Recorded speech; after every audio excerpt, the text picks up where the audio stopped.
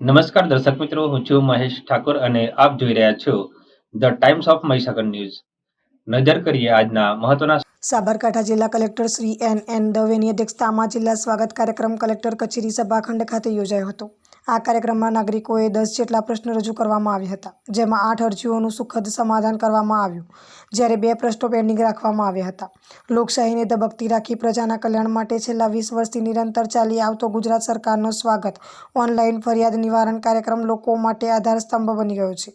આ કાર્યક્રમમાં કલેક્ટરશ્રીએ જણાવ્યું હતું કે આજના જિલ્લા સ્વાગત કાર્યક્રમમાં અરજદારોને યોગ્ય માર્ગદર્શન આપી તેમના પ્રશ્નોના ઝડપી નિકાલ આવે તે અંગે સંબંધિત અધિકારીશ્રીઓને અનુરોધ કર્યો હતો. વધુમાં કલેક્ટરશ્રીએ વહીવટીતંત્રના તમામ અમલીકરણ અધિકારીઓને લોકોના પ્રશ્નોને શાંતિથી સાંભળી યોગ્ય ઉકેલ લાવવાની દિશામાં કામગીરી કરવા જણાવ્યું હતું.